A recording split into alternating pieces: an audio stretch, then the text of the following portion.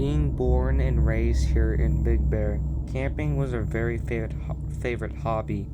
We would go camping every Saturday during the weekend until this very moment that happened, in which we avoid camping now these days. Instead of camping, we would go out at our backyard and make some s'mores instead of doing it out in the forest where no one was around, no airplanes will fly, it would just be straight silence.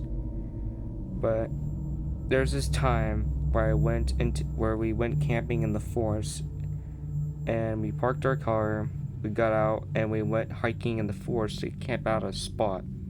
Now this forest was very close to the city, not very far. It only took like 30 minutes to get to the forest. Kind of far from civilization if you can think about it. But if there was an emergency, we would be back home in like 15 minutes because we knew there was a shortcut. But we set up camp after 15 minutes of hiking to a spot. We set up camp and we got our stuff to set in our own camps. There was 2 camps on our side of the camping ground. And after that, we went and had some fun until it got to dark time. At dark time, when it was time for dessert, we cooked some s'mores next to the fire that was blooming. And after that, we went to sleep. And this is where the part of which I fear has begun. So, usually, not that much people would camp around this campsite, but just kind of a few people. So, if we start hearing like footsteps, we would just ignore it, including there would be some people there. But the thing is that there would be no animals in this forest for some reason. Usually forests are wildlife and they would be full with animals, but this forest had no animals, so there wouldn't be any animal footsteps. But for some reason, on this forest, we heard what seems like to be animal feet in the that's pounding on the ground, and it got closer and closer. And we didn't have anything at the logs next to the fireplace. We didn't have any food left because this was our last day at the camp, so we're gonna go tomorrow. But we're trying to go to sleep, but we can't because of the loud noises the animal's making with its feet as it's walking closer and closer to the camp until it stops completely. For silence, it felt like at least 2 hours when it was actually 2 minutes of a lifetime. Then the animal started walking around the camp strangely in circles. I don't know if maybe this could be an animal, because I might assume this might be a bear because it's trying to search for food, but for some reason it's not searching for food. Something doesn't feel right. Usually bears would just want to go somewhere and find food, but it was just walking in circles for at least like 30 minutes. 30 minutes straight, it kept walking circles until it started, and I kid you not, it started brushing on the tent.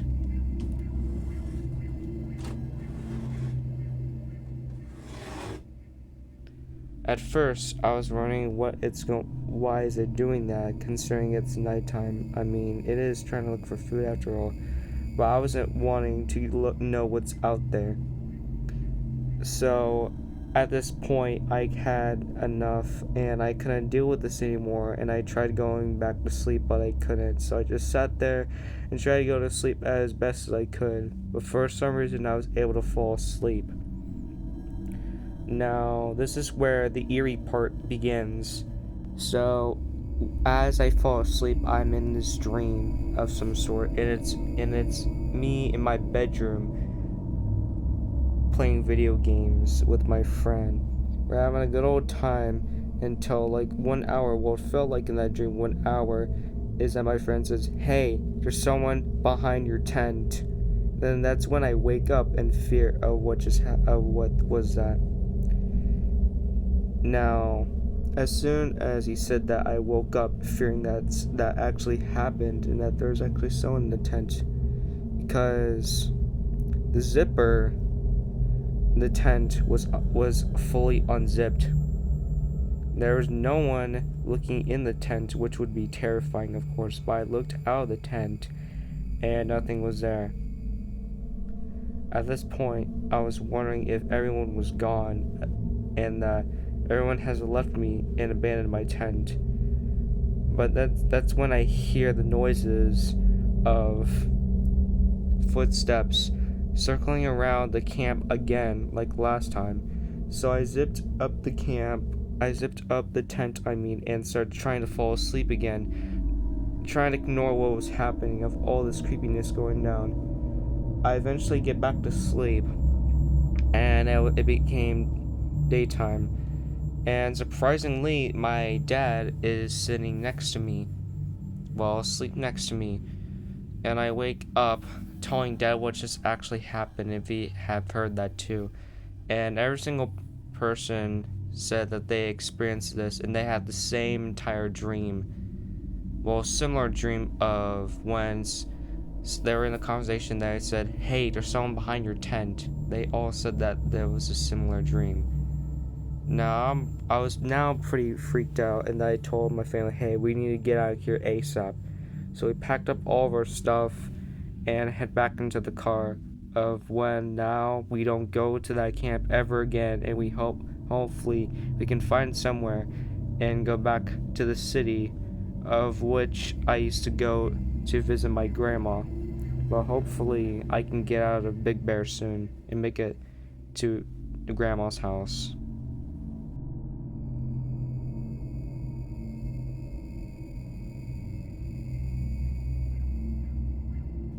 This happened around when I was 16 years old. I am now 24 years old, so probably like 8 years ago. I'm not really sure the math, but basically my favorite hobby was hiking up into the mountains. Sometimes I would do camping, but unfortunately, this event that made me quit camping didn't happen during camping. It was happened during when I was going through a cave. But basically, there was this one time I went camping. Well, kind of, but basically what happened is I went into my car and I got out to the hike trail. I parked my car in the parking spot with all the other cars parked for hiking, and I went to get all my gear to go hiking. Now, as an experienced hiking, I can hike for like a very long time and do the most dangerous obstacles and pass them and be completely safe with it. However, for some reason this time it kind of went on a different level. As I'm hiking, there's this kind of aura feeling that I should be kind of a little bit more careful of my surroundings. And I stick with my gut, so every time I went to hike up another hill, I looked in all directions looking to see if there's anything, and the fear of something popping out would always come, but nothing would happen. So I just started to feel like my mind's playing tricks on me, but I just kept doing that to make sure nothing would follow me. And it's about 5 hours and it's starting to get dark time, so I start heading back, but I realized I've been hiking for 5 hours and I'm very far away from home. So I try to hike back as best as I can, but I unfortunately had to camp out in a cave. Now, in this cave, I hiked down a few mountains and stumbled upon this cave, which I felt like there was nothing there, but soon realized is that this was a mysterious cave with a bunch of pathways. Now, as me as very mysterious, well, not mysterious, but me very a big explorer and curious person, I wanted to explore this cave and see if there could be any minerals and things like rocks I could sell for money. Now in this camp hiking trail, there are pretty much no rules for like finding stuff and selling them. It's just one rule is you can't destroy life here. You cannot destroy the trees or the animals. But I set out camp here, and it kind of gets a little bit eerie when it starts to get nighttime. Now, in this cave, it was very hard to sleep because I always had the fear of in this cave that someone could be watching me while I try to sleep and potentially I am their dinner. But I knew that wasn't going to happen because luckily I brought myself a rifle just to protect myself for self-defense. Because there was a rule that if an animal tries to attack you or any person, you can potentially protect yourself and shoot them so they can run away from you. Now, I started to get some weird vibes in dreams when I started falling asleep. Because in these dreams, I would always have some people saying that someone's around you and someone is watching you sleep. When these message would appear, I would always wake up to me only sleeping 1 hour and nothing around. However, 3 more times after that, and that's when I wake up to something in the forest. I can't tell what it is, but it seems to be a bear or a Bigfoot. However, it's soon to realize something even more scarier. It's a Wendigo. Now, when I see this Wendigo, I quickly grab my rifle and attempt to hunt it. Now, in these situations, it's very extremely dangerous when coming across a Wendigo. They tend to hunt down people and animals when they're hungry or they're just doing it for fun. And these things can be very fast and do damaging things and other stuff. But I was extremely careful of my speed and power of I can hold. However, luckily I had the high ground, so this guy couldn't get to me. But for some reason, when I grabbed my rifle, it quickly spun away, and I shot it with the rifle with one bang, and it fell to the floor. Now I don't know if this Wendigo was weak or not experienced enough, but I went to see and shot a few more times, and it was dead. Luckily, I killed it, but that's when I get the feeling that I'm still being watched. So I did the unfortunate thing and not go back to sleep and head back to my car.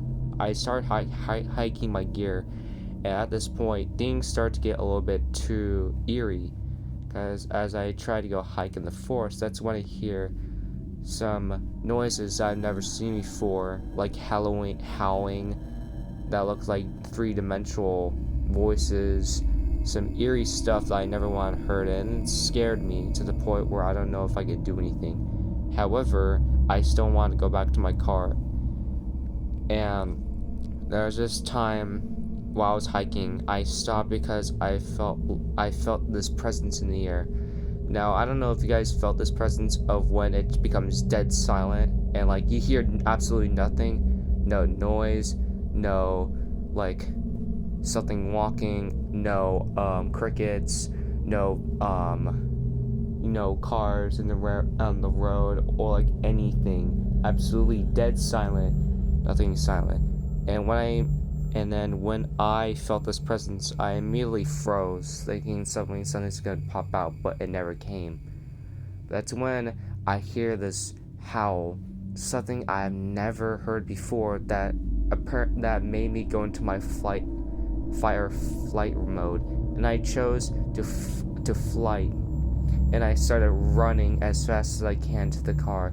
I didn't care if I went over obstacles, I still kept running. And luckily, this only took me about an hour to get home.